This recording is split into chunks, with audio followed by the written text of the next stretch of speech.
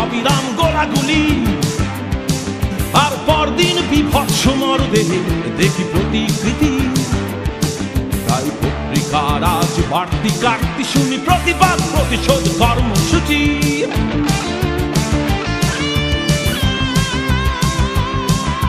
মিছিল শেষে পণ্ড হলো ভণ্ড শোক সভা, তীব্র নিন্দা করা প্রতিবাদের তরল উৎকণ্ঠা।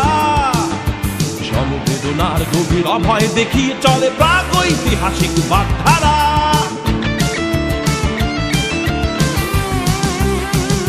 আর আমি শুনি মা বোনের কান্না আর বাবার গোঙানি, শুনি গুপ্ত প্রেমিকার আর্তনাদ আর নির্লজ্জ আস্ফালনে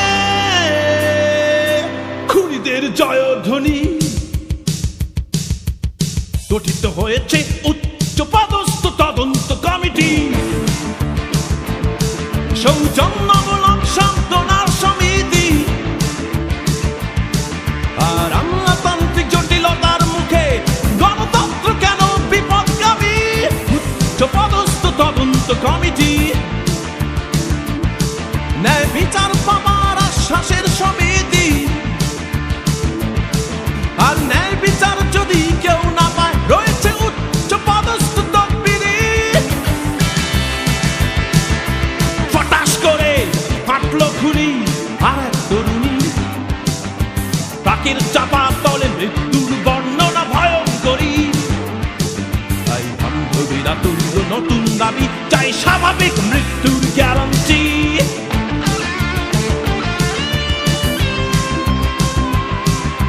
পত্রিকাতে বান্ধবীদের শুধু কান্নার ছবি, আর উত্তেজক স্মরণ সভায় আছে কিছু ফাঁকা বুলি। তাকের মালিকরা রেখেছে জিম্মি, কেন জবাব চাই নেতা নেত্রী।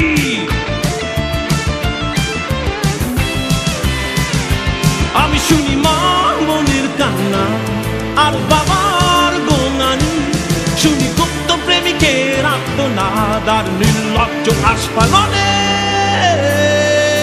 খুনিদের জয়ধ্বনি। গঠিত হয়েছে উচ্চপদস্থ তদন্ত কমিটি, সৌজন্যমূলক সান্ত্বনার সমিতি। আর সড়কের নাম পাল্টে স্মরণ করি হয়ে গেছে যারা প্রাণহানি। উচ্চপদস্থ তদন্ত কমিটি, এ মিথ্যে আশার আশ্বাসের সমিতি। আর সত্য মিথ্যা বেঁচে রবে, জানবে না কখনো বাঙালি। উচ্চপদস্থ তদন্ত কমিটি।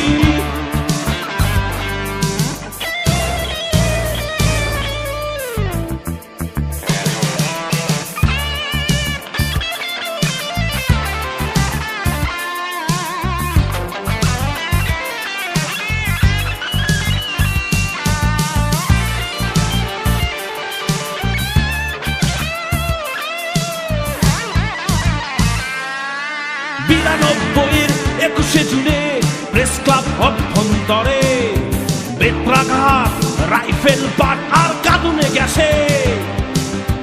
বজ্রধ্বনিকার ফাটা পড়ল মুক্ত চিন্তার মন্দিরে।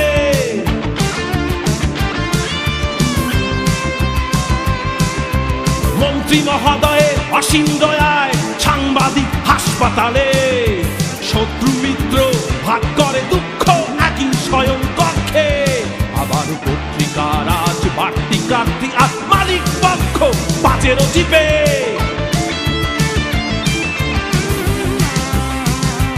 আমি শুনি মা বোনের কান্না আর বাবার গোঙানি, শুনি নিষ্পাপ শিশুর আর্তনাদ আর নির্লজ্জ আস্ফালনে